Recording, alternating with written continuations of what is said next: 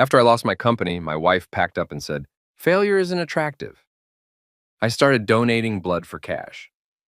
The nurse looked at the results, shaking. "Sir, you have RH null. It's worth millions."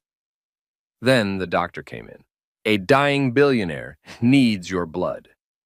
When they ran my DNA, they found something shocking. Look, I'm not going to sugarcoat this for you. When your wife tells you that failure isn't attractive, she's not talking about your entrepreneurial setbacks or your temporary cash flow problems or whatever corporate buzzword you want to slap on being completely, utterly, spectacularly broke. No, when Laura said those three words to me while standing in our, well, formerly our living room, with her arms crossed, and that look on her face like she'd just discovered I'd been secretly a registered sex offender this whole time, she meant me, the whole package. Travis Holt, the man, the myth, the absolute disaster. She wasn't critiquing my business acumen or my investment strategies. She was looking at me the way you look at expired milk, with genuine disgust and a strong desire to get it out of the house as quickly as possible before the smell gets worse. And honestly, I couldn't even blame her. One foreclosure, two lawsuits, and a truck repossession later, the woman packed her Louis Vuitton luggage.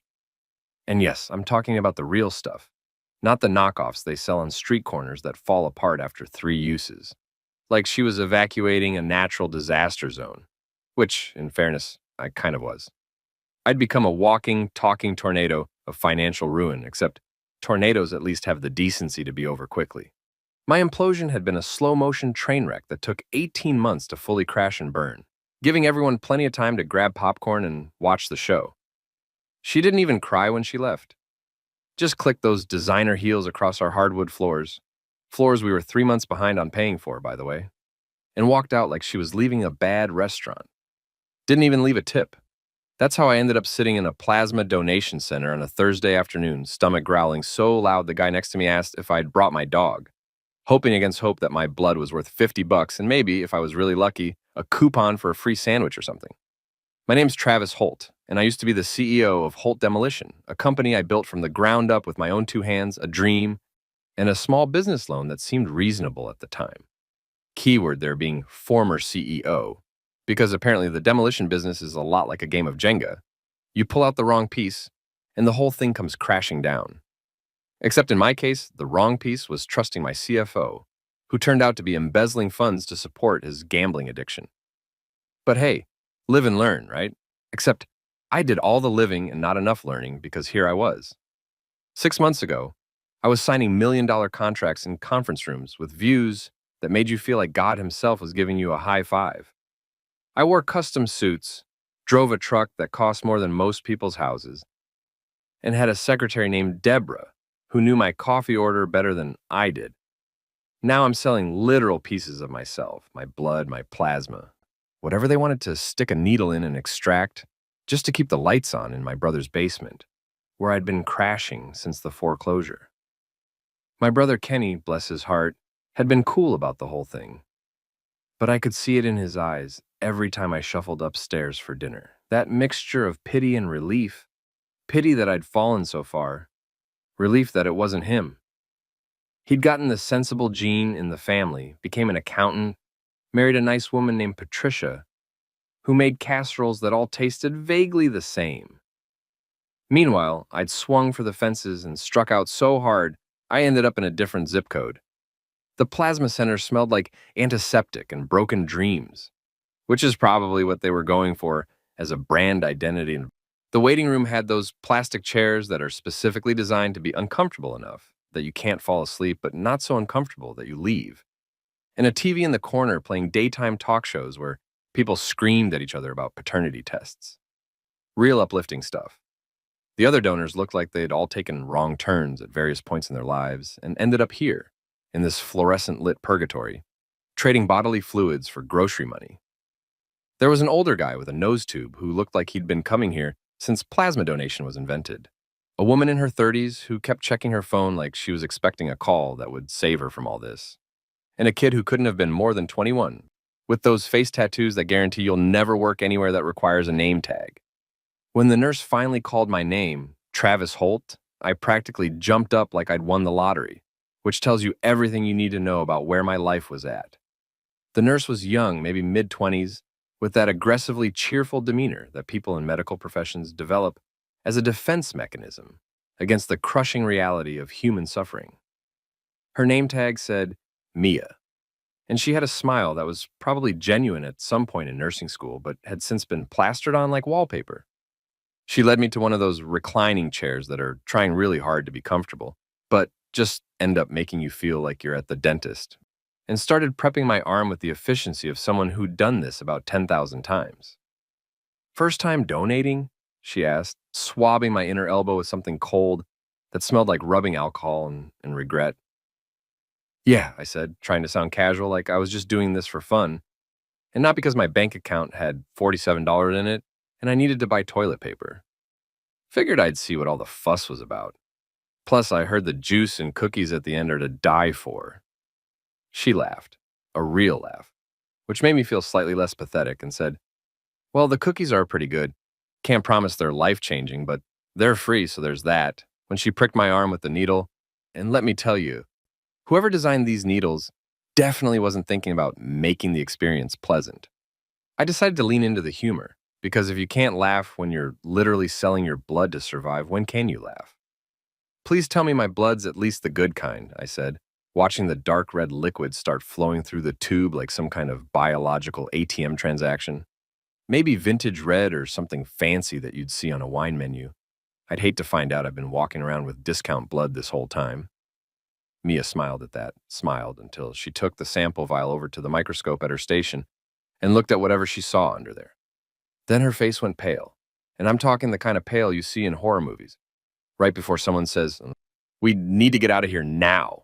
She looked at the microscope, then at me, then back at the microscope like she was hoping it would tell her something different the second time around.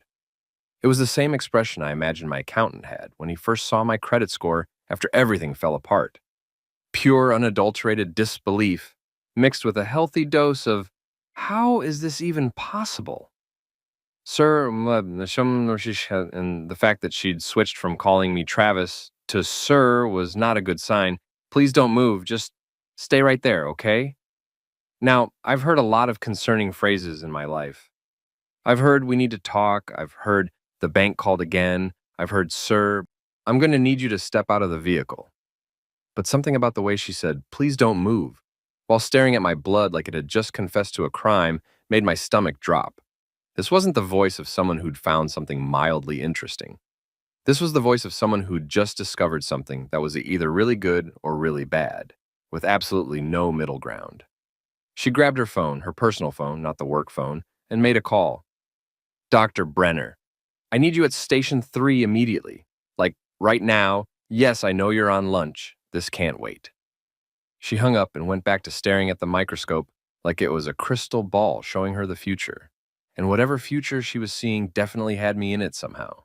I tried to make another joke. If this ends with me turning into Spider-Man, I'm honestly fine with that. Just no Twilight stuff. I can't handle being a sparkly vampire.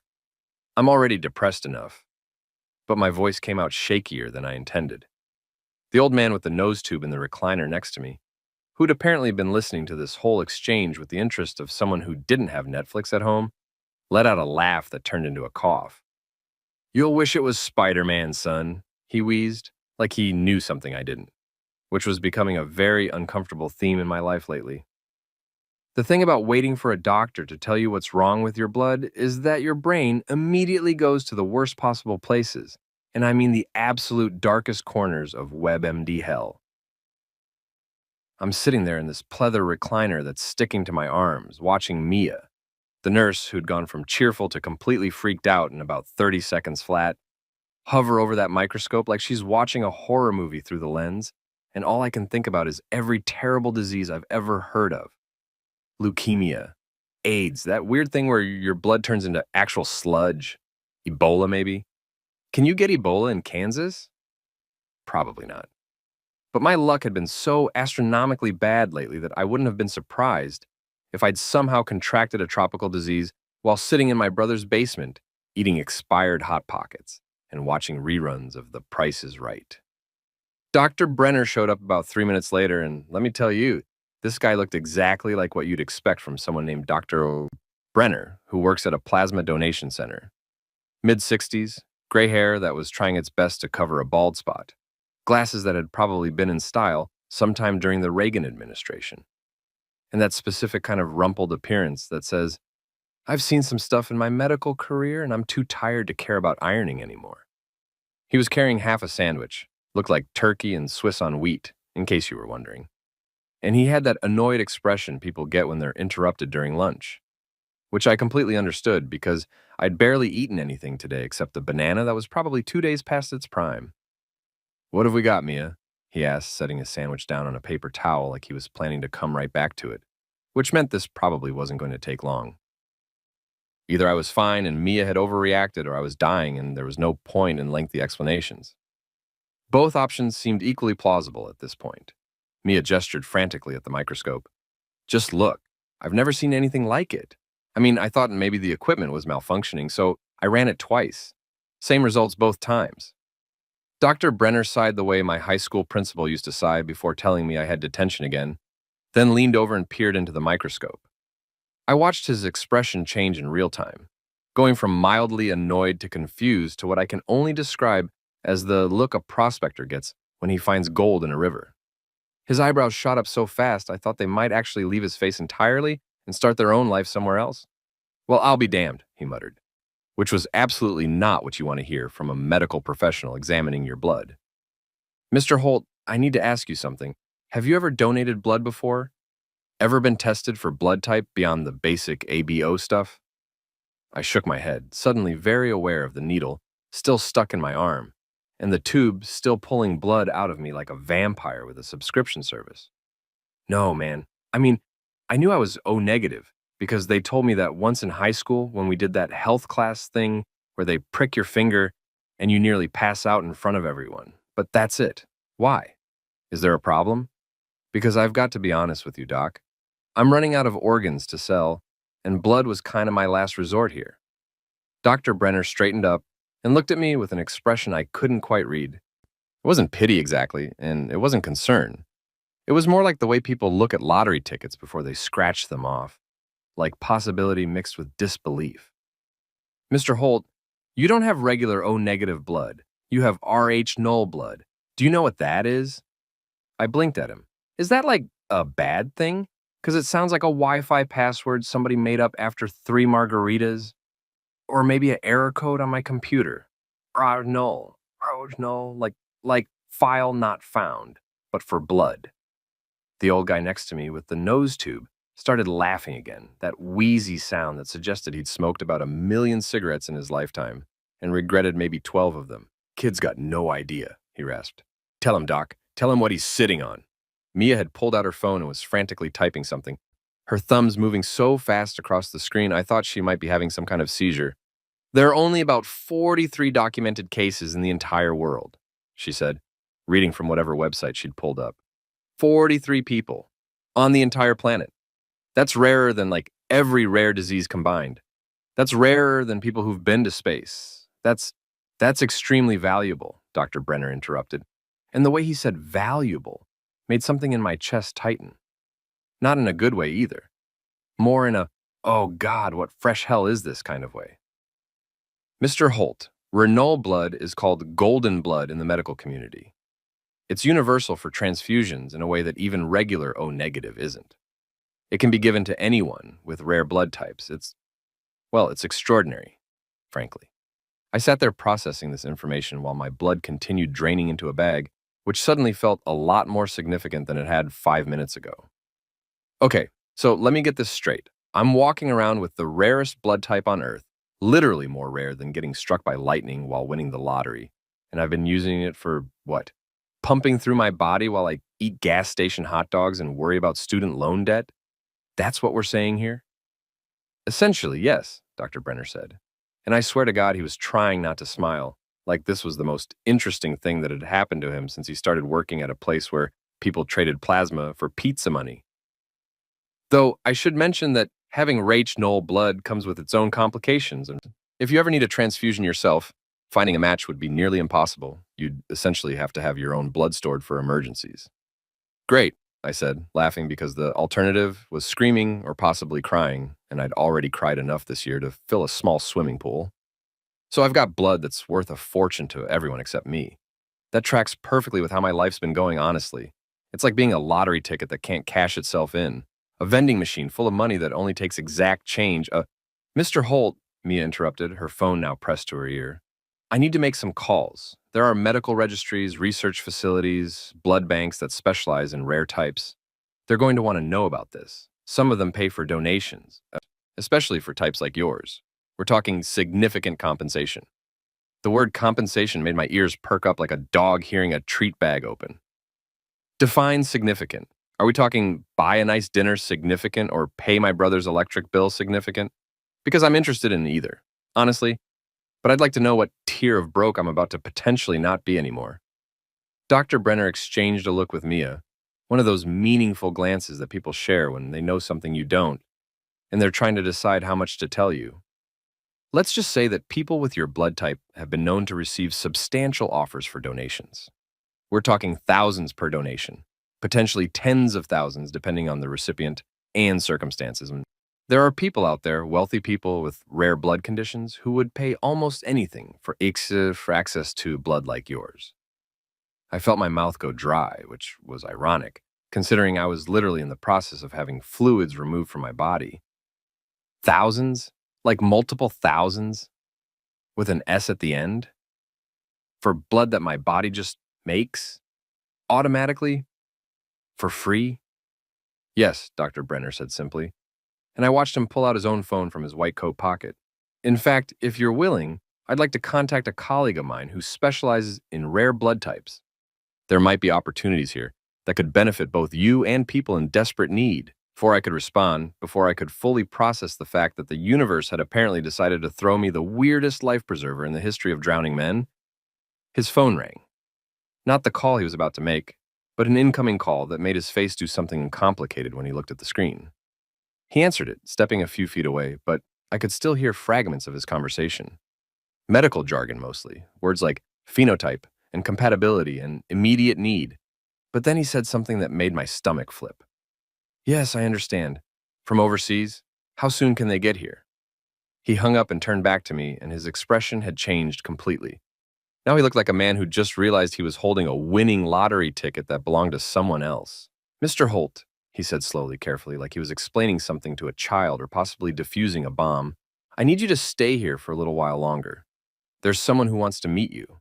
Someone who's been looking for a donor with your exact blood type. They're on their way now. So apparently, and I want you to really appreciate the cosmic joke here, Rach Knoll blood isn't just rare. It's the kind of rare that makes finding a needle in a haystack look like finding your keys on the kitchen counter where you left them. We're talking about a blood type so uncommon that there are literally more people who've climbed Mount Everest, more people who've won Olympic gold medals, more people who've been struck by lightning twice than people walking around with this stuff pumping through their veins. 43 documented cases in the entire world, on a planet with 8 billion people. I did the math on my phone while sitting there, and it came out to approximately 0.075% of the population, which is such a small number that my calculator actually gave me a look of disappointment for even asking. And here's the kicker, the absolute cherry on top of this absurd Sunday that my life had become. I'd been walking around with this biological gold mine in my circulatory system while I couldn't even afford a value meal at Taco Bell. I'd been rationing ramen noodles like I was preparing for the apocalypse, wearing socks with holes in them because new socks felt like an unnecessary luxury, and seriously considering whether I could make a pair of jeans last another month if I just avoided sitting down too much. Meanwhile, my body had been casually producing liquid that was apparently more valuable than printer ink, saffron, and probably human dignity combined. Dr. Brenner had pulled up a chair, actually sat down, which felt significant because doctors never sit down unless they're about to tell you something important or you're about to die, and I was really hoping it was the former, and started explaining the science behind it all. Something about antigens and proteins and cell surfaces, using words that I'm pretty sure he'd forgotten most people don't have medical degrees. I nodded along like I understood, the way you do when someone's explaining their crypto investment strategy at a party and you don't want to seem dumb. But honestly, the only part that was sticking was the phrase he kept repeating, Liquid gold. Doctors and researchers literally call it liquid gold, Mr. Holt, he said, and I could see the excitement in his eyes, the kind of professional enthusiasm that people get when they stumble across something rare in their field, like a paleontologist finding a dinosaur bone, or an accountant finding a receipt from 1987 that's been filed correctly. Your blood can save lives that other blood types simply can't. There are people with rare blood disorders, people with complex antibody situations, people who've had so many transfusions that their bodies reject everything except Rh null. You're walking around with the universal key to blood compatibility locked inside your cardiovascular system. I leaned back in the recliner, which squeaked in protest because apparently even furniture judged me now, and tried to wrap my head around this information. Cool, that's great, really amazing stuff, Doc. Super fascinating. But here's my question. Can we pawn it? Because my car insurance payment is due in 4 days, and I'm about $70 short, which is a very specific kind of hell where you're close enough to see salvation, but far enough away that you're definitely still going to get screwed. Mia, who'd been hovering nearby like a nurse who'd just discovered her patient was actually a celebrity in disguise, laughed at that. A real laugh, not the polite kind. You're taking this remarkably well, she said. Most people would be freaking out right now. Oh, I'm freaking out, I assured her. I'm just doing it internally because I've learned that external freaking out gets you escorted out of places by security. And I'd really like to finish this donation and get my $50. Also, I've had a really weird 6 months, so my baseline for normal reactions to shocking news is pretty much shot. You could tell me I was the secret heir to the British throne right now, and I'd probably just ask if it came with dental insurance. That's when Dr. Brenner's phone rang again. He looked at the screen and his eyebrows did that thing again where they tried to escape his face. He answered with a crisp, "Dr. Brenner," then immediately shifted into serious professional mode. "Yes, I have him here. The preliminary tests confirm it. Rh null, zero doubt. How far out are you?" A pause while he listened, checking his watch. "Understood. We'll be ready." He hung up and looked at me with an expression I couldn't quite read. Excitement mixed with concern, maybe? Like he'd just realized he was in possession of something valuable, but wasn't sure what to do with it. "Mr. Holt," he said carefully, "there's someone coming to see you. Someone from overseas who's been searching for a compatible donor. They'll be here within the hour." I blinked. Someone from overseas? Like from another country overseas? They're flying here right now to see me specifically? To see my blood? I looked down at my arm, at the needle, still drawing blood into a bag that now felt like it should have armed guards around it. "Doc, I'm going to be honest with you. I'm a guy who got divorced 3 months ago, lives in his brother's basement, and came here today because I needed grocery money.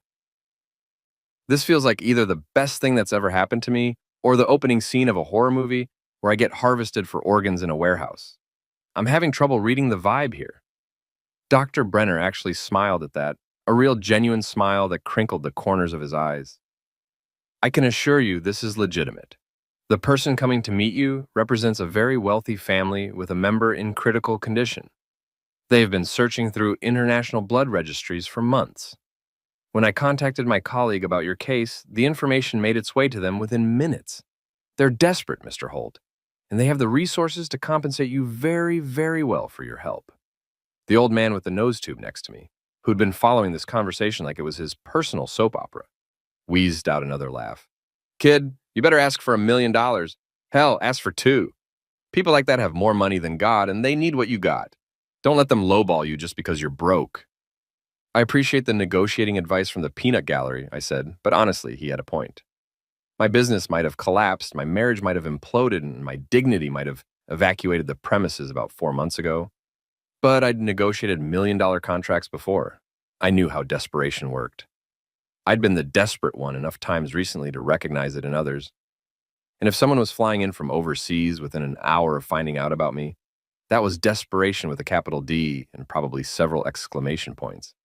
Mia brought me a juice box, cranberry, which felt weirdly fancy for a plasma center, and one of those cookies she'd promised earlier. Chocolate chip, slightly stale, but honestly, it tasted like the best thing I'd eaten in weeks because it was free, and I hadn't had to steal it from Kenny's pantry while he was at work. "You should eat something," she said. "Keep your strength up. You've already given more blood than we usually take in a first donation. Yeah, well, apparently I've got blood to spare, I said, biting into the cookie and trying not to think about how weird this all was. 43 people in the world, and I'm one of them. What are the odds? I can't win a scratch-off lottery ticket to save my life, but I hit the genetic jackpot for the most obscure blood type in human history. That's so perfectly on brand for my luck that I'm not even surprised anymore. Dr. Brenner had stepped away to make more calls, speaking in low tones that I couldn't quite hear, but that sounded important and medical. Through the windows of the plasma center, I could see the parking lot, the regular world going about its regular business. People pumping gas across the street at the Shell station, a mom pulling her kid out of a minivan, a FedEx truck making a delivery. Normal life happening to normal people with normal blood types who didn't have mysterious overseas visitors flying in to meet them. I finished my cookie and checked my phone. 3 texts from Kenny asking if I'd be home for dinner.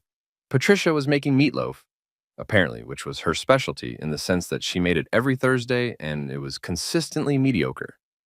1 text from my dad asking how the plasma thing went, because I'd mentioned I was doing this and he'd been worried it was dangerous or a scam. And 1 text from Laura, my ex-wife, which I'd gotten 2 hours ago, but hadn't had the emotional energy to open until now. Heard from Deborah, you're selling plasma now. That's a new low, even for you. I stared at that message for a long moment, feeling the familiar cocktail of anger and shame and exhaustion that Laura's name always triggered these days. Deborah was my old secretary, the one who'd known my coffee order, and apparently she and Laura were still friends, still talking, still exchanging information about my downward spiral like it was a juicy gossip over brunch. The fact that Laura had taken the time to text me just to point out how far I'd fallen, that was peak Laura. That was the woman I'd married, the woman who'd said failure isn't attractive, like I'd chosen to lose everything on purpose. I almost texted back something sarcastic, something cutting about how at least my blood was valuable, even if I wasn't. But before I could type anything, the automatic doors of the plasma center slid open and my entire life changed again. The woman who walked through those doors didn't just enter the plasma center. She descended upon it like a yacht, pulling into a trailer park marina, completely out of place, but somehow making everything around her look worse by comparison. She was wearing a silk suit that probably cost more than my entire wardrobe, had cost back when I could afford a wardrobe. The kind of perfectly tailored charcoal gray that screams, I have a personal tailor in Milan who knows my measurements by heart. Her heels clicked against the linoleum floor with the confidence of someone who'd never had to check her bank account before making a purchase. And her hair was pulled back in one of those sleek buns that looks effortless, but probably requires an engineering degree and 45 minutes to achieve. She had the kind of face that you see in perfume commercials, all sharp cheekbones and elegant features, and she was scanning the room like a general surveying a battlefield. Behind her came 2 other people. A man in a dark suit, who was definitely security, built like a refrigerator with a neck, and another woman in business attire, carrying a leather briefcase that looked expensive enough to have its own insurance policy. They moved as a unit, this little trio of wealth and purpose, and everyone in the plasma center just kind of froze. The young kid with the face tattoos actually pulled out his earbuds. The woman who'd been checking her phone looked up. Even the old man with the nose tube straightened up a little, which for him was probably the equivalent of standing at attention. The woman in the silk suit made eye contact with Dr. Brenner, who'd been hovering near the nurse's station, and something passed between them. Recognition, maybe, or just the understanding that happens between people who exist on different tax brackets but occasionally need each other. She walked over to him. Glided, really. Because women who wear suits that expensive don't walk like normal humans. And extended her hand. Dr. Brenner, I presume? Luciana Moretti. We spoke on the phone. Her voice had an accent that I couldn't quite place. European, definitely. Maybe Italian or French. The kind of accent that made everything sound sophisticated, even if she'd been reading a grocery list. She shook his hand with the efficiency of someone who'd closed more business deals than I'd had hot meals recently, then turned to look at me. And let me tell you, being looked at by someone like Luciana Moretti when you're sitting in a plasma donation center, wearing jeans with a questionable stain on the knee and a t-shirt that says, World's Okayest Brother, that Kenny gave you as a joke last Christmas. That's a specific kind of humbling experience. I felt like a used car being evaluated by someone who exclusively drove vehicles with names I couldn't pronounce. Mr. Holt, she said, walking over to my recliner with those clicking heels that sounded like a countdown timer to something significant. My name is Luciana Moretti. I represent the Verrier family. I apologize for the dramatic entrance, but time is of the essence in our situation. I gestured vaguely at the needle still stuck in my arm, at the blood bag hanging off the side of my chair, at my general existence. No worries, I wasn't doing anything important. Just, selling pieces of myself to afford toilet paper. Regular Thursday afternoon stuff. You said something about the Verrier family? Should I know who that is? Or are we doing one of those things where I'm supposed to be impressed, but I'm too American and uncultured to get the reference? The security guy's mouth twitched like he was trying not to smile, but Luciana's expression didn't change at all. Professional. Focused. She pulled up a chair, the same one Dr. Brenner had been sitting in, and positioned it next to me with the precise movement of someone who'd been trained in proper posture at some fancy European finishing school. The Verrier family is one of the wealthiest families in Europe. They have interests in construction, real estate, pharmaceuticals, and various other industries. The patriarch of the family, Adrien Verrier, is currently in critical condition. He has a rare blood disorder that has been unsuccessfully treated for the past 18 months. His doctors have exhausted all conventional options. And let me guess, I said, because I'd watched enough medical dramas during my unemployed months to know where this was going. He needs my magic golden blood that's rarer than common sense in a reality TV show. Precisely, Luciana said. And she reached into her jacket pocket and pulled out a sleek phone that probably cost more than my truck used to be worth before it got repossessed. She tapped the screen a few times, then turned it to show me a photo. An older man, maybe late 60s or early 70s, lying in what was clearly a very expensive hospital bed. Even dying, the guy looked distinguished, with silver hair and the kind of bone structure that suggested generations of good breeding and better nutrition. Adrien Verrier. He's been searching through every international blood registry, every rare donor database, every medical resource available. You're the first compatible match we've found in 6 months of searching. The first viable option, Mr. Holt. You're quite literally his only hope. I looked at the photo, then at Luciana, then at Dr. Brenner, who was standing nearby, looking like he'd just won some kind of medical lottery by association. Okay, so this is obviously a huge deal for this Adrian guy, and I'm genuinely sorry he's sick. But I've got to ask the question that anyone who's been as broke as I've been recently has to ask. What's in it for me? Because while I'd love to help out of the goodness of my heart is currently being evicted from its chest cavity along with the rest of me if I don't come up with rent money. Luciana didn't even blink. She just reached down, opened the leather briefcase that her assistant had been carrying, and pulled out a single sheet of paper. It looked official, with letterhead and signatures and all those fancy things that make documents look important. She handed it to me. $2 million, Mr. Holt. Wire transfer to the account of your choice within 24 hours of successful transfusion. All medical expenses covered. All travel expenses covered. First-class accommodations in Monaco for the duration of the procedure and recovery period. You'll be treated as a guest of the Verrier family, with full access to their resources and hospitality. I read the number on the paper. Then I read it again. Then I read it a third time because apparently my brain had stopped processing information correctly and needed a reboot. $2 million. Not 200, not 20,000.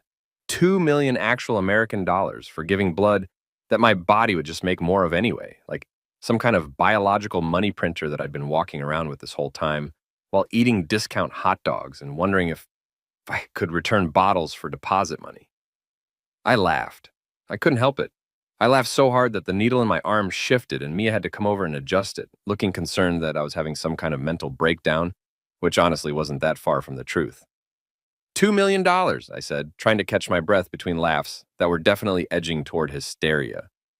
Ma'am, you can have the whole gallon. Hell, you can have 2 gallons. I'll squeeze out extra if you need it. I'll do jumping jacks to speed up production. $2 million? I would have done this for 50,000.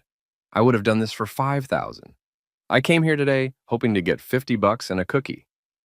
The cookie's pretty good, though, the old man with the nose tube offered helpfully, and I lost it again, laughing until tears ran down my face. Luciana waited patiently for me to compose myself, which took longer than I'm proud to admit. When I finally managed to stop giggling like a maniac, she leaned forward slightly, her expression serious. Mr. Holt, I understand this is overwhelming, but I need to be clear about the urgency of the situation. Adrian Verrier doesn't have months. He has weeks, possibly days. We have a private medical jet waiting at the executive airport.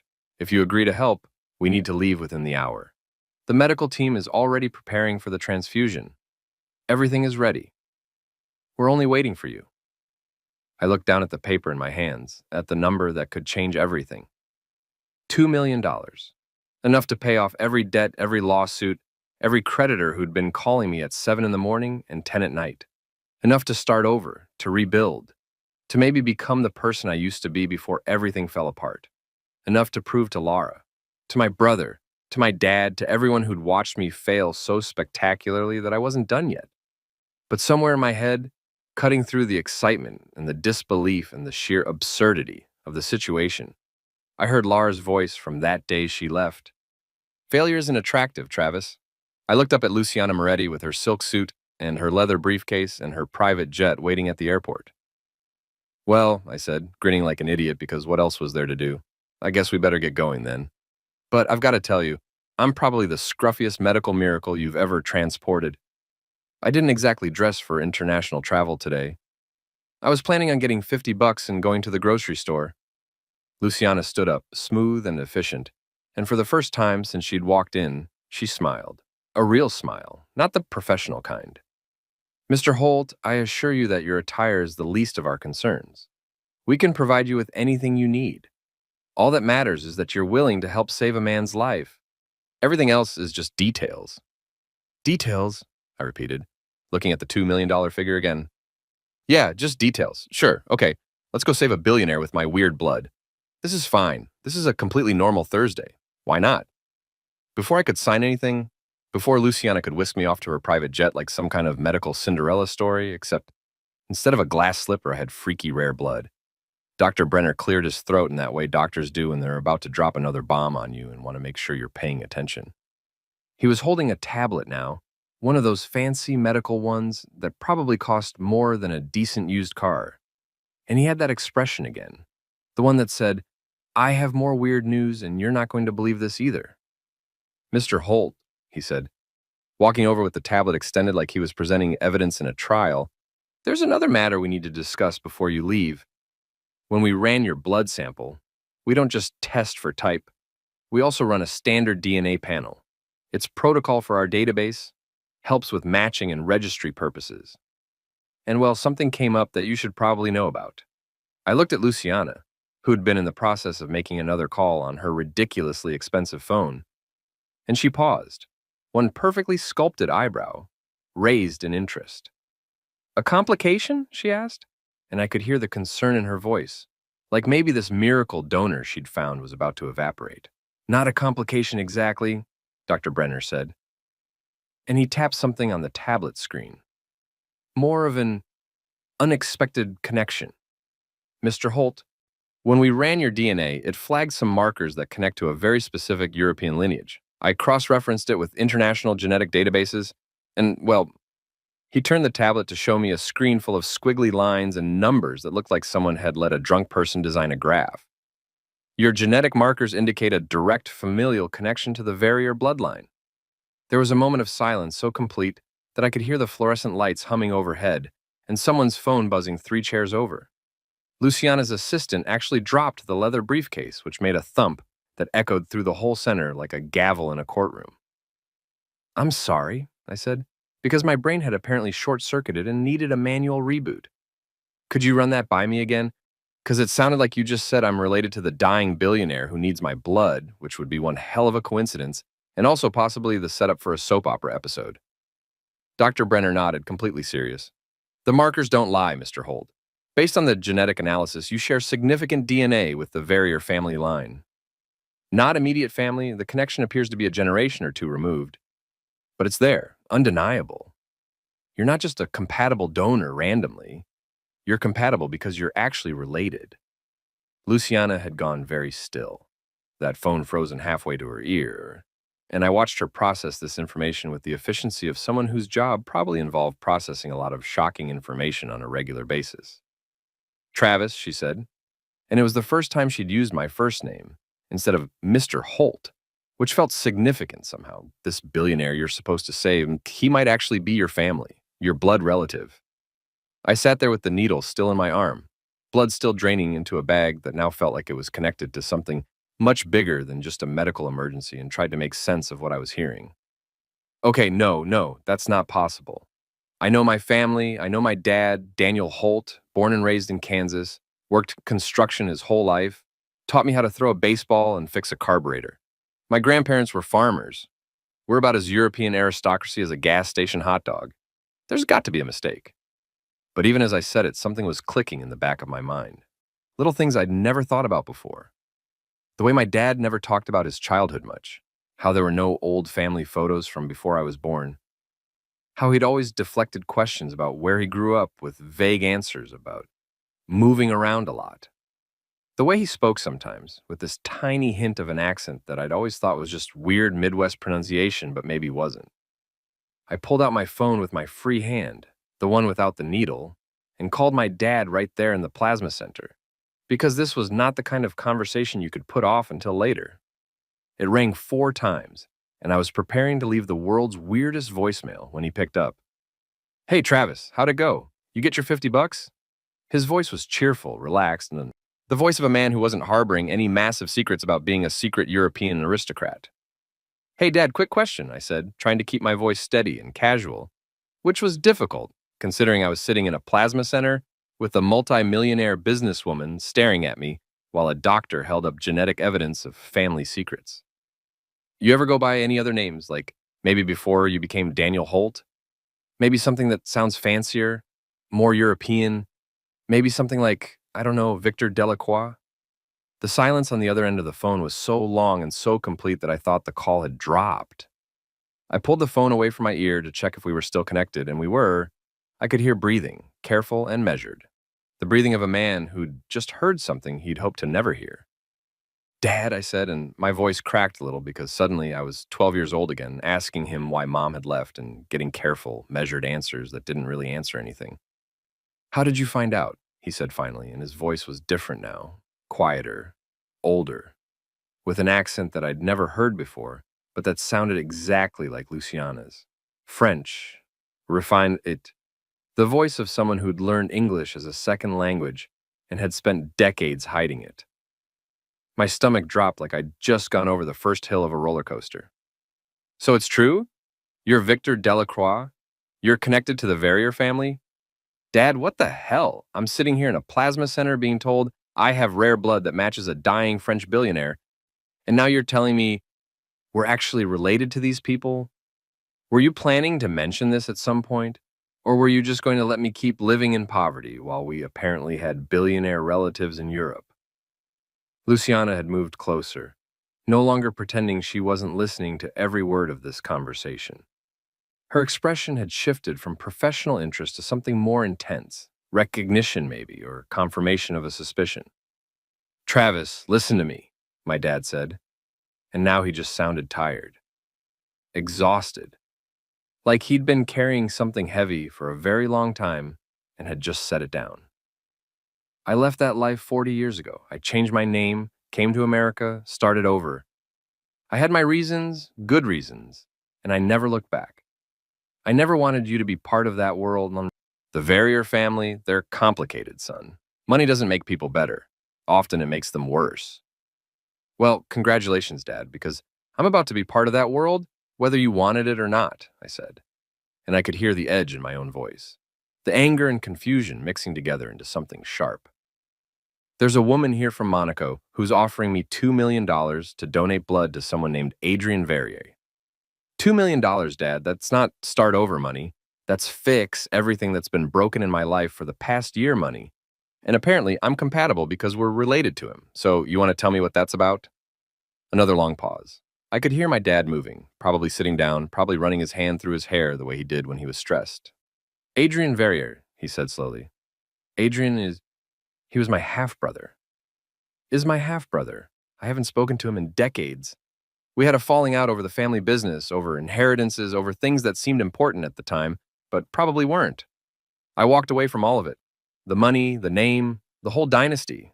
I chose a different life. Your half-brother, I repeated, looking at Luciana, who nodded slightly like this was confirming information she already suspected. So that makes him my uncle. I have an uncle who's a billionaire dying in Monaco. And you never thought to mention this? Not even when I lost the company? Not even when Lara left? Not even when I moved into Kenny's basement and started eating ramen 3 meals a day? I know how it sounds, my dad said, and I could hear genuine pain in his voice now. The kind of pain that comes from old wounds that never quite healed right. But Travis, that money, it comes with strings. It always comes with strings. The Verrier family isn't just wealthy, they're powerful, and power corrupts. I didn't want that for you. I wanted you to be your own man, to build your own life without the weight of that legacy. Well, I built my own life, and it collapsed, I shot back. So maybe it's time to try a different approach. Maybe it's time to accept help from family, even if that family is apparently French billionaires you've been hiding from me my entire life. Luciana spoke up then, her accent somehow more pronounced now that I knew my dad had the same one buried under decades of American Midwest. Mr. Holt, Daniel, or should I say Victor, your son is in a unique position to save Adrian's life. Whatever happened between you and your brother in the past, surely that's less important than giving him a chance to live. I heard my dad sigh, long and heavy. Put me on speaker, he said, and I did, holding the phone up so everyone could hear. Luciana Moretti, I presume? You sound like Adrian's legal team, always efficient, always persuasive. Fine, if Travis wants to do this, I won't stop him. But I want him to know what he's getting into. The Verrier family isn't just money and private jets. It's expectations, obligations, politics. Once you're in that world, Travis, it's very hard to get out. Dad, I said, looking at the paper in my hand with the $2 million figure, I'm living in Kenny's basement selling plasma. I think I can handle some family drama in exchange for financial stability. An hour later, exactly 1 hour, because apparently when you're rich enough to own private jets, you measure time with the precision of a Swiss watch factory. I was buckled into a leather seat that was more comfortable than any bed I'd slept in during the past 6 months, including Kenny's basement futon that had a spring poking out of it that I'd named Gerald. The private jet was exactly what you'd expect from people who could casually drop $2 million on a blood donation. All cream-colored leather and polished wood panels and ambient lighting that made everything look like a luxury car commercial. There were actual curtains on the windows, curtains, on a plane, like the sky needed privacy or something. Luciana sat across from me in a matching leather seat, her legs crossed at the ankle, in that way that people who went to finishing school probably learned in a class called How to Sit Like You Own Everything. She'd been typing on her laptop, some sleek silver thing that probably cost more than my entire computer setup back when I had a computer setup, for most of the flight so far, occasionally glancing up to check on me, like I might spontaneously combust or try to steal the silverware.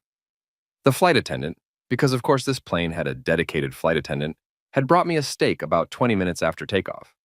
An actual steak, cooked medium rare exactly how I liked it without me even asking, with sides that looked like they belonged in a food magazine. I'd eaten it slowly, savoring every bite, trying not to think about how this one meal probably cost more than I'd spent on food in the past month combined. Now I was full, slightly drowsy from the combination of good food and the gentle hum of the jet engines, and still trying to process everything that had happened in the past 3 hours. 3 hours ago, I'd been hoping to make $50. Now, I was flying over the Atlantic Ocean at 30,000 feet, heading to Monaco to save the life of an uncle I didn't know I had, with a promise of $2 million waiting at the other end. If someone had pitched this as a movie script, I would have told them it was too unrealistic. Life doesn't work this way. Broke guys don't just stumble into fortune because they happen to have magic blood. Except apparently, sometimes they do. You're very quiet, Luciana said, closing her laptop with a soft click and giving me her full attention. Most people talk more when they're nervous. You've barely said 3 words since we took off. I looked at her and this woman who'd walked into my life like a well-dressed tornado and turned everything upside down. I'm processing, I said. It's been a weird day. Hell, it's been a weird year. I'm just trying to figure out if this is real or if I'm having some kind of elaborate breakdown in the plasma center and I'm actually still in that recliner hallucinating all of this. She smiled. a real smile, not the professional one she'd been wearing earlier. It made her look younger, less intimidating. I assure you, this is very real, though I understand the feeling. The first time I flew on one of the Verrier family jets, I spent the entire flight convinced I'd somehow wandered into the wrong life. How long have you worked for them? I asked, partly because I was genuinely curious, and partly because I needed to focus on something other than the fact that I was wearing a t-shirt that said "World's Okayest Brother" on a private jet heading to Europe.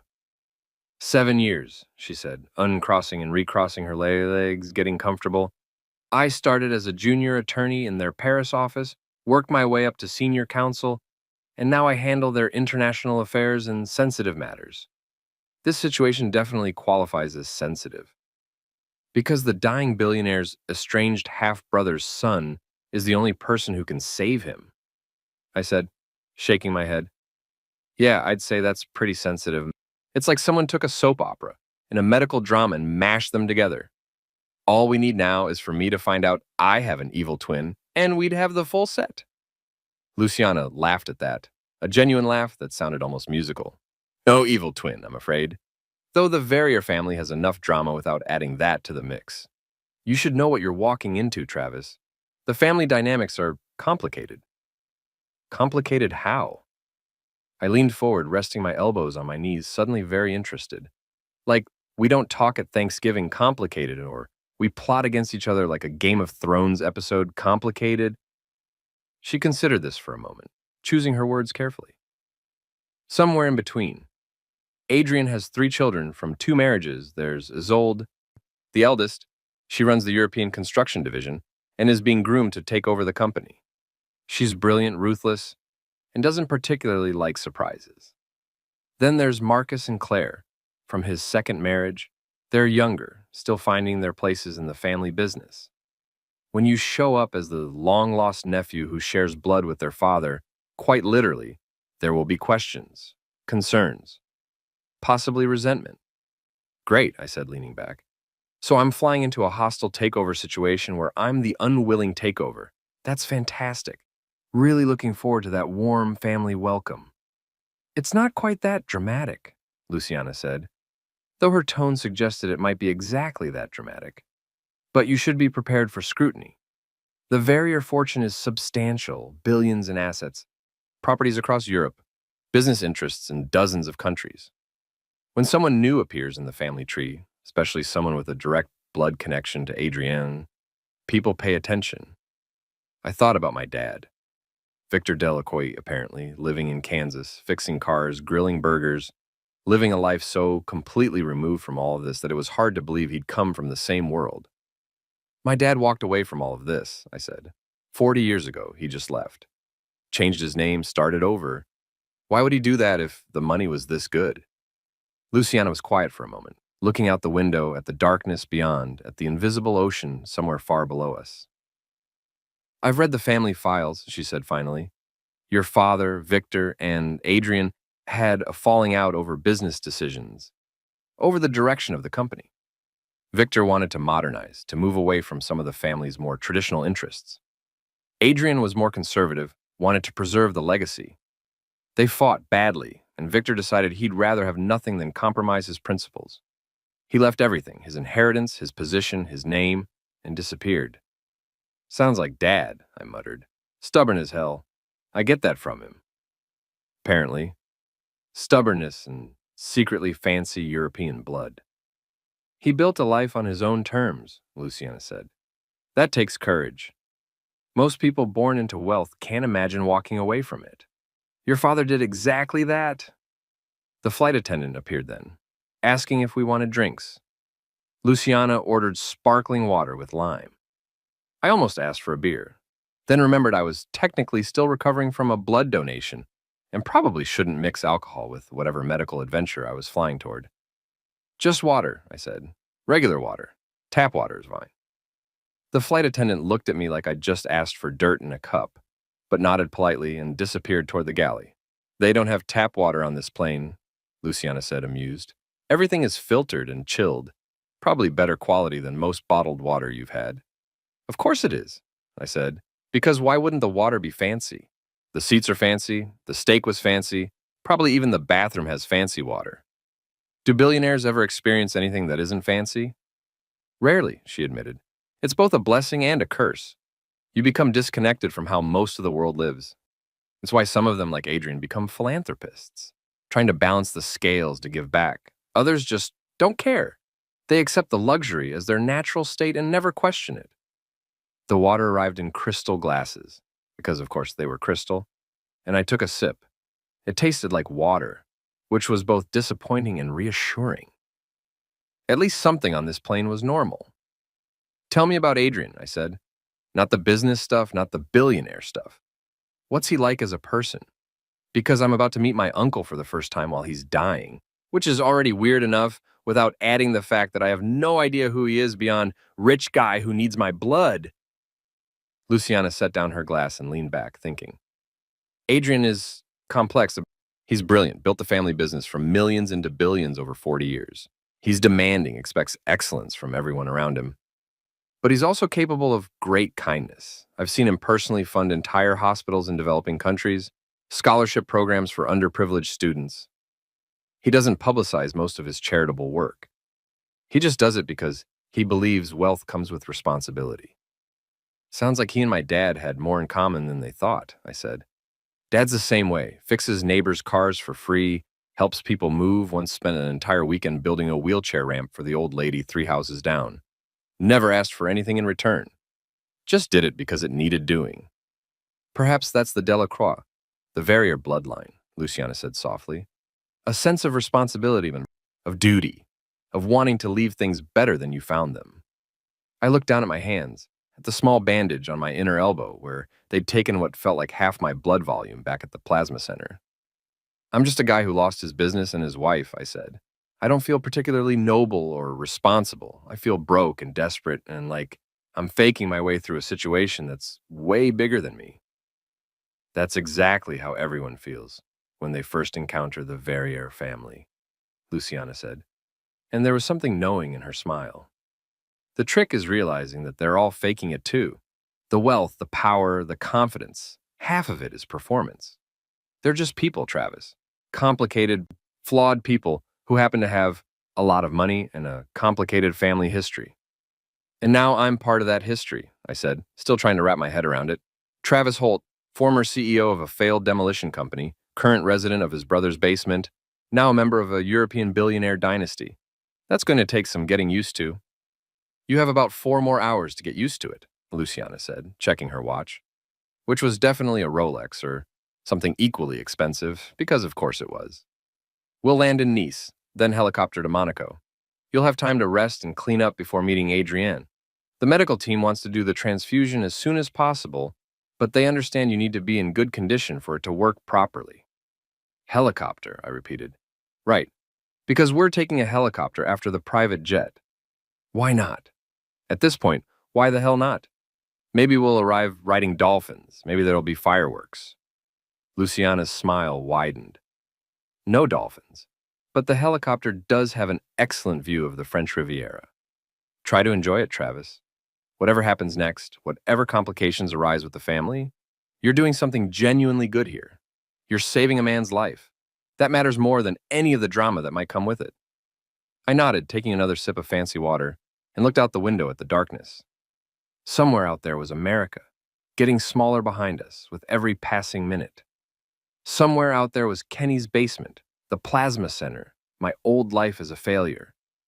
And somewhere ahead was Monaco, a dying uncle I'd never met, a family I'd never known existed, and $2 million that might just be the beginning of something much bigger and much stranger than I could possibly imagine.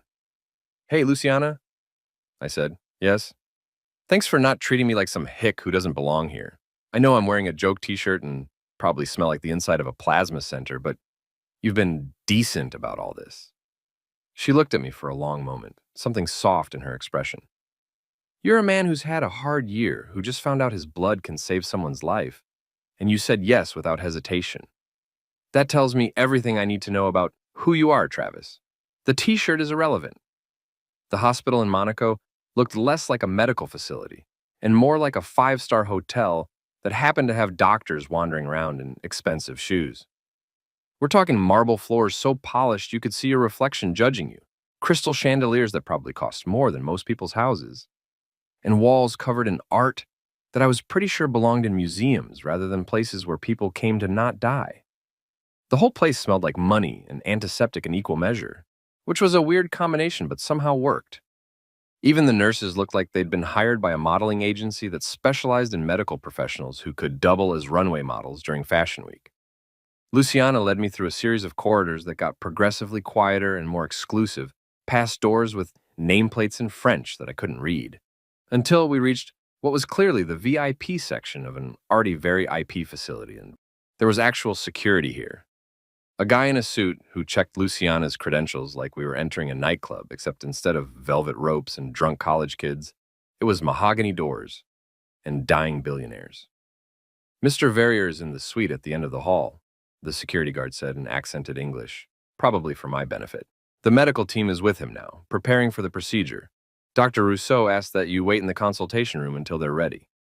The consultation room turned out to be nicer than any living room I'd ever been in, including the one in my foreclosed house back when I had a house. Leather couches, a coffee table made of some kind of exotic wood that probably had its own insurance policy, and a window with a view of the Mediterranean that made every postcard I'd ever seen look like amateur photography. The sun was just starting to rise, painting the water in shades of orange and pink that seemed almost fake, like someone had photoshopped reality to make it prettier. I walked over to the window and just stared, because what else do you do when you're standing in Monaco after flying overnight on a private jet to donate blood to an uncle you didn't know existed 24 hours ago? This is insane, I said out loud. Not really to Luciana, but not to her either. Yesterday, I was trying to figure out if I could stretch a can of beans across 2 meals. Today, I'm looking at the French Riviera from a hospital suite that's nicer than anywhere I've ever lived. Life changes quickly, Luciana said from behind me.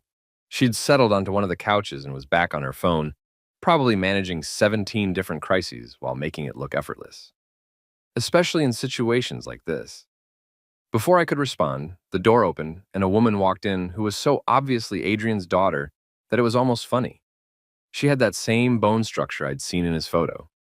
Sharp cheekbones, intense eyes, the kind of face that looked like it had been specifically designed to intimidate people in boardrooms. She was maybe 40, wearing a black suit that probably cost more than my truck used to be worth, and her expression was the exact opposite of welcoming. She looked at me the way a scientist looks at bacteria under a microscope, with clinical interest and vague distaste. "So you're the American," she said in perfect English with a French accent that made everything sound vaguely condescending. "The miraculous nephew who appeared just in time. How convenient." "Isolde," Luciana said, standing up quickly with the kind of tension that suggested these two had history. "Travis just arrived. He's exhausted from the flight and about to undergo a medical procedure. Perhaps we could save the interrogation for later?" "I'm not interrogating," Isolde said, though her tone suggested she absolutely was interrogating. "I'm simply meeting the man who claims to be family. The man whose father abandoned mine 40 years ago and is now conveniently reappearing when inheritance issues might be relevant." I turned away from the window and looked at her directly, but too tired and too overwhelmed to play whatever game she was starting. "Look, lady, I don't know what you think is happening here, but I found out I had an uncle about 5 hours ago while sitting in a plasma center hoping to make $50. I'm not here for inheritance issues or family drama or whatever billionaire problems you people have. I'm here because your dad is dying and apparently my blood can help. That's it. That's the whole story." Something shifted in her expression, not softening exactly, but maybe a slight decrease in hostility. Like she'd expected me to grovel or suck up and was mildly surprised that I'd just told her to basically shove her suspicions. "My father's a very wealthy man," she said carefully. "When someone new appears claiming blood relation, it raises questions." "I'm not claiming anything," I shot back. "Your people found me. I didn't even know the Verrier family existed until yesterday. I thought I was poor because I made bad business decisions, not because my dad walked away from a fortune. So if you're worried I'm some kind of con artist, relax. I'm just a guy with weird blood trying to help out." Isolde studied me for a long moment, and I could practically see her reassessing or recalculating. "You look like Victor," she said finally, and her voice was softer now. "I've seen old photographs. You have his eyes, his stubborn expression.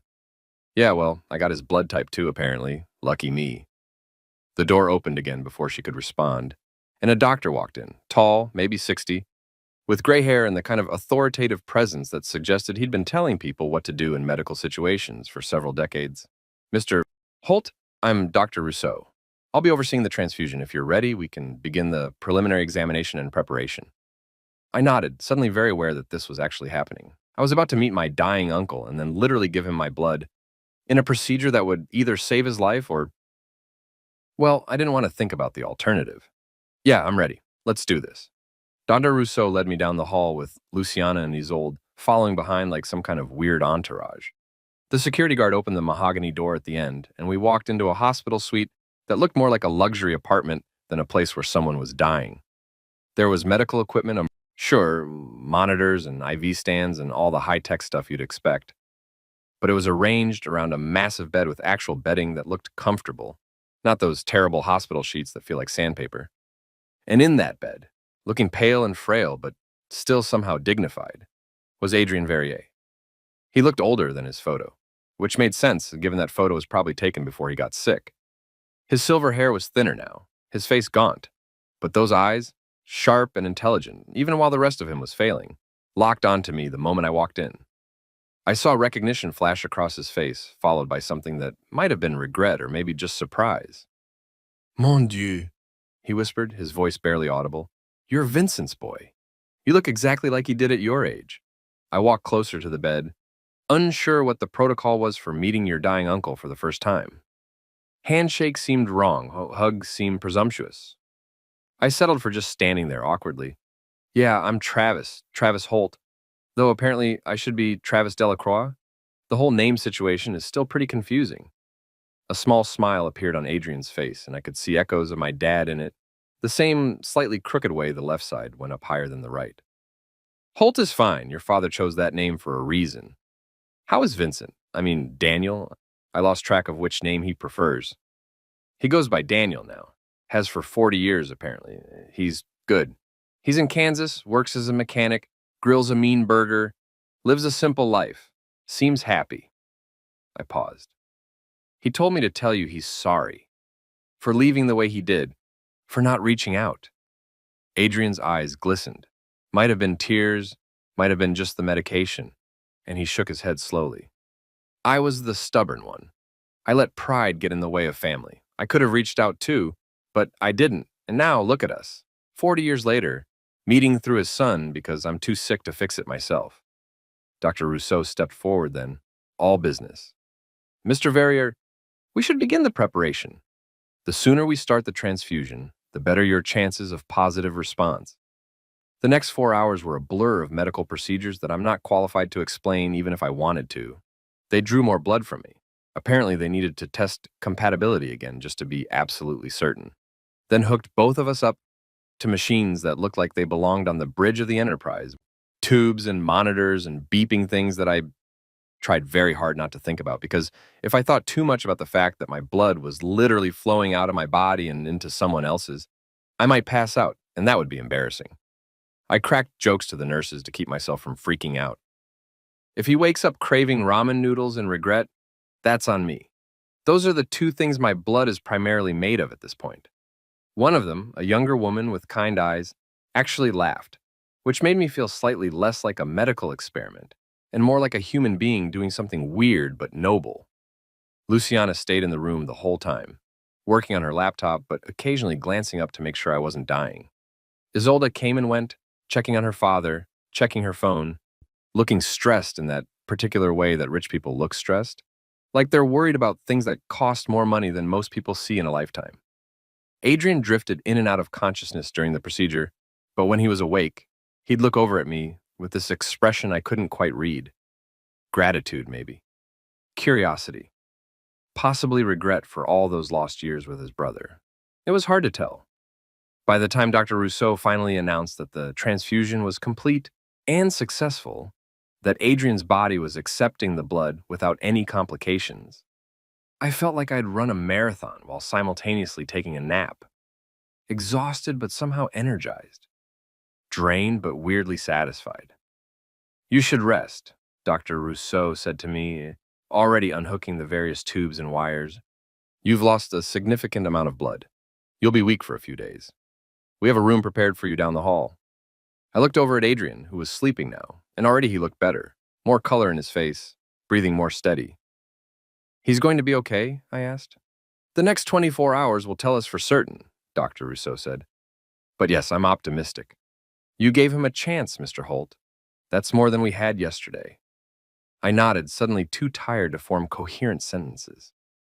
Luciana appeared at my elbow, steadying me as I stood up because apparently my legs had forgotten how to work properly. Come on, she said gently. Let's get you to bed before you collapse. As she led me out of the room, I caught Isolde's eye. She was standing by her father's bedside, and for the first time since I'd met her, she didn't look hostile. She just looked relieved. Thank you, she said quietly.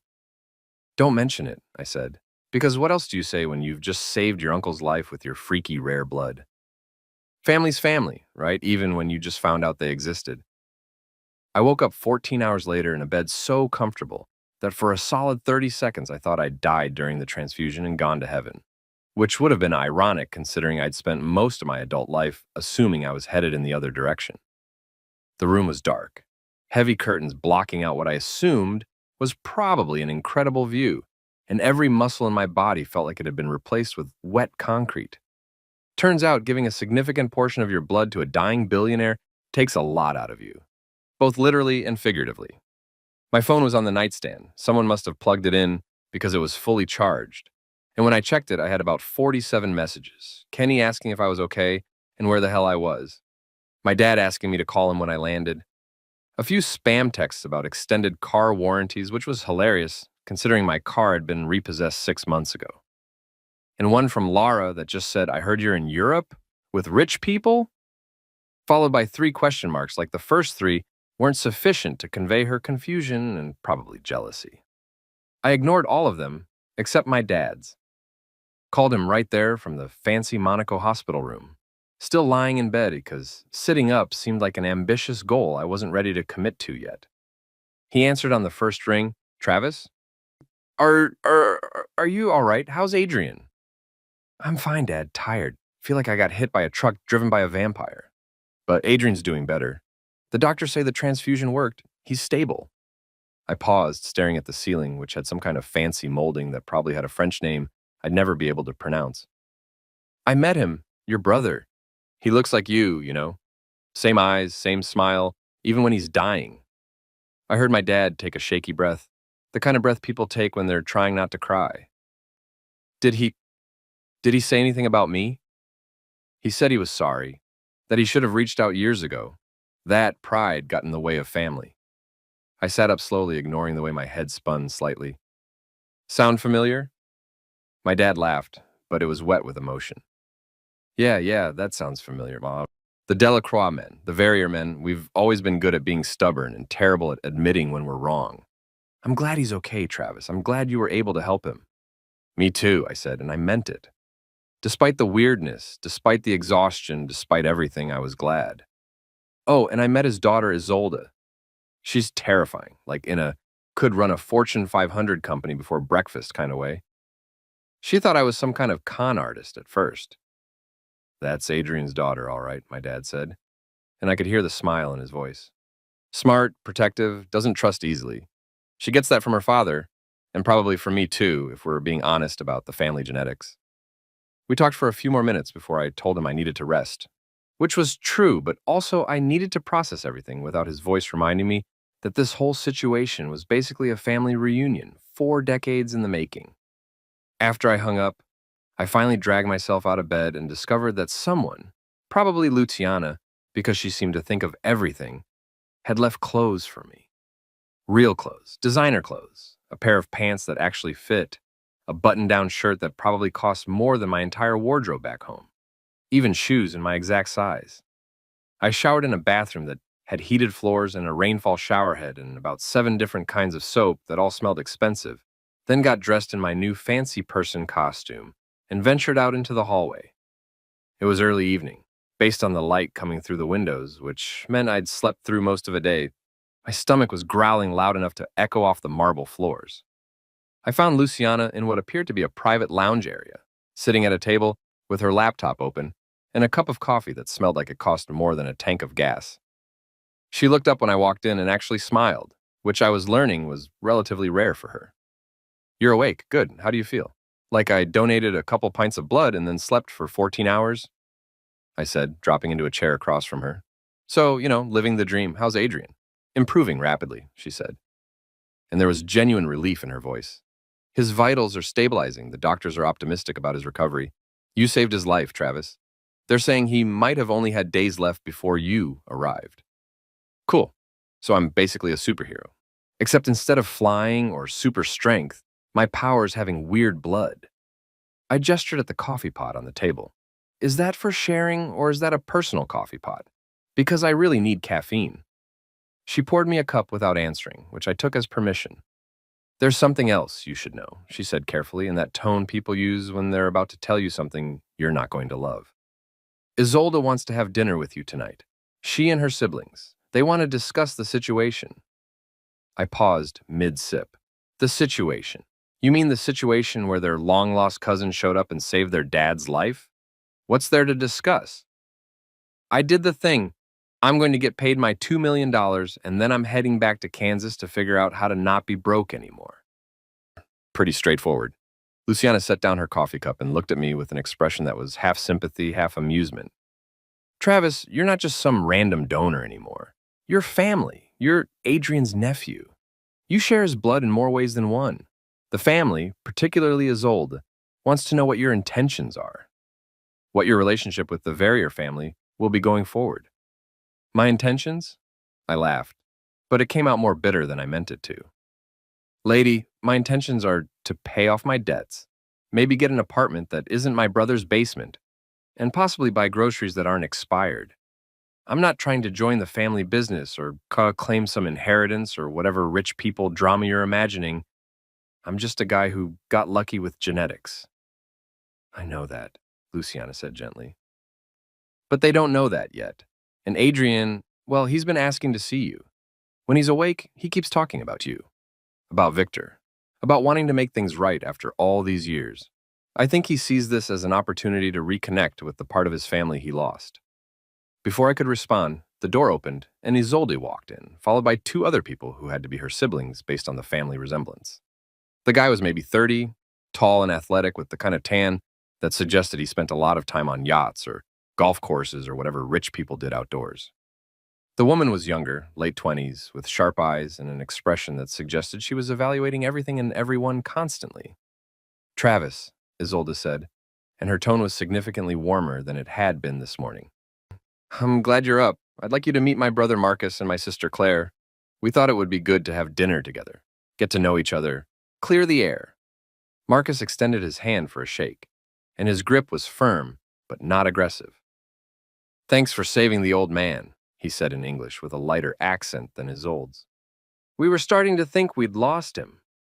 Claire didn't shake my hand, just studied me with those sharp eyes. You really didn't know about the family? She asked.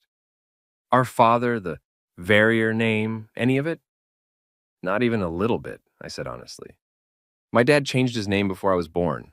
I grew up thinking we were regular middle-class Americans with nothing more exciting in our history than a great-grandfather who allegedly stole a horse once. The whole European billionaire dynasty thing is news to me. Something in Claire's expression softened slightly. That must have been quite a shock. You could say that, I agreed. Right up there with finding out my blood is worth $2 million and I've been walking around with it while eating ramen for dinner. Marcus laughed at that. A genuine laugh. Yeah, that's pretty wild. Come on, let's go eat. The chef prepared something special to celebrate Dad's recovery. Nothing fancy, just a 7-course meal with wine pairings. He said it sarcastically, which made me like him slightly more. The dining room they led me to was exactly as ridiculous as you'd expect from a Monaco hospital suite that catered to billionaires. A table that could seat 12 but was set for 5, and with china that probably had its own Wikipedia page and wine glasses that looked like they'd shatter if you breathed on them wrong. The food started arriving immediately, tiny artistic portions that looked like someone had painted them onto the plates, each one explained by a waiter who took the whole thing very seriously. So, Isolde said after we'd made it through the first two courses and the conversation had been mostly polite small talk about my flight and the weather, let's discuss business. I set down my fork, or one of my forks, because apparently you needed multiple forks for fancy dinners, and looked at her. I thought this was dinner, not a board meeting. In our family, dinner is often a board meeting, she said with a slight smile. It's more efficient that way. Travis, my father is recovering, which is wonderful, but it raises questions about the future, about succession, about family structure, about the business. Okay, I'm going to stop you right there, I said, holding up my hand. If this is the part where you offer me a job or try to integrate me into the family empire or whatever, I appreciate it, but I'm good. I'm taking my $2 million and going home. I'm not interested in construction businesses or European real estate or any of it. No offense to your lifestyle, but I prefer my life slightly less complicated. Claire leaned forward, interested. But what if you could have both? Your independence and a connection to the family? Father's been talking about expanding operations to America. The Verrier name doesn't have much presence there. You have experience in demolition, in construction. You understand the American market. I stared at her. Are you offering me a job? After I explicitly just said I wasn't interested? I'm offering you an opportunity, Claire corrected. Verrier Development America. You'd lead it. Full autonomy, significant salary, access to resources and capital. You'd be building something, Travis. Isn't that what you wanted to do before your company failed? The words hit harder than she probably meant them to. Before my company failed, before everything fell apart, before Laura left and I ended up in Kenny's basement. That's a low blow, I said quietly. It's not meant to be, Isolde interjected. It's meant to be practical. You're family now, whether you planned for it or not. And family helps family. Father wants to help you rebuild. We all do. This isn't charity, it's business. You have skills we need, we have resources you need. It's mutually beneficial. I looked around the table at these three people, my cousins apparently, though we'd grown up in completely different worlds. Marcus looked encouraging. Claire looked calculating. Isolde looked determined.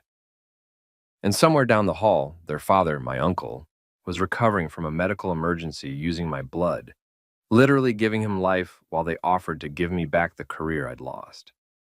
I need to think about it, I said finally. This is a lot. 24 hours ago, I was selling plasma. Now you're offering me a chance to run an international construction division? That's not a decision I can make over fancy fish and wine pairings. Fair enough, Isolde said, raising her glass. Think about it, but think seriously.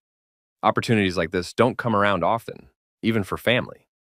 Back home 2 weeks later, I sat across from my dad at his kitchen table, the same scratched-up table where I'd eaten cereal before school for 18 years, and watched him process everything I just told him. The job offer, the family, the fact that Adrian wanted to see him after 40 years of silence. He really said that? Dad asked, his coffee cup frozen halfway to his mouth. That he wants me to visit? Yeah, he's doing better, walking around, already back to bossing people around apparently. But he keeps asking about you. Wants to apologize in person for whatever happened between you two. I paused. You should go, Dad. Life's too short to hold grudges, especially when the other guy almost died. He set down his cup and ran a hand through his gray hair that looked exactly like Adrian's had in that hospital bed. I walked away from billions, Travis. Built a whole new life here. Was it worth it? I thought about Kenny's basement, about Laura leaving, about selling plasma. Then I thought about the private jet, about saving Adrian's life, about Isolde's job offer that would let me rebuild everything I'd lost, but bigger. Yeah, I said honestly. It was worth it. You lived on your own terms. That takes guts. But maybe now it's time to have both, your life and your family. You taught me that failure isn't the end. You proved it by starting over. Now I get to prove it by going back. Dad smiled, tears in his eyes. When did you get so wise? About $2 million ago, I said, grinning. Turns out expensive wine makes you philosophical. He laughed, really laughed, and I realized the real inheritance wasn't money. It was knowing when to walk away and when to walk back. 6 months later, I sat in my new office, corner view, glass walls, the whole corporate power fantasy, watching construction crews break ground on what would become Verrier Development, America's first major project. My company. Well, technically the Verrier family's company, but I was running it, building it from scratch, just like I'd done with Holt Demolition. Except this time, I had billions in backing and a safety net that didn't involve selling bodily fluids. My dad walked in carrying 2 coffees, looking around at the space with that expression parents get when their kids actually don't screw everything up. He'd visited Adrian in Monaco last month. 40 years of silence, broken over expensive wine and a lot of tears. They'd never be what they were, but they were talking. That counted for something. Not bad for a failure, he said, handing me a cup. Yeah, well, I said, grinning at the callback to Laura's favorite insult. Turns out I just needed to bleed for success. Literally. He laughed, settling into one of my ridiculously expensive office chairs. You know the plasma center still calls? They want you on their donor registry. I go every 3 months, I admitted, not for the money anymore. Just because it reminds me where I came from, keeps me humble. Hard to get a big ego when you remember sitting in a recliner, hoping your blood was worth $50 and a stale cookie. My phone buzzed. A text from Laura. Her third one this month. Can we talk? I made a mistake leaving. I deleted it without responding. Some ships you let sail away. Luciana coming by later? Dad asked, barely hiding his smile. Maybe, I said, trying not to grin like an idiot. Because yeah, the elegant French lawyer and the broke American had somehow become a thing. Life's funny that way. I stood at the window, looking at the Kansas City skyline, thinking about Monaco and plasma centers and how sometimes you have to lose everything to discover what's running through your veins all along. Not just rare blood, not just billion-dollar genetics, backbone, grit, the ability to get knocked down and get back up, whether you're broke in a basement or building empires with family you never knew existed. Lara was wrong. Failure isn't attractive. But redemption? Redemption looks damn good in a custom suit.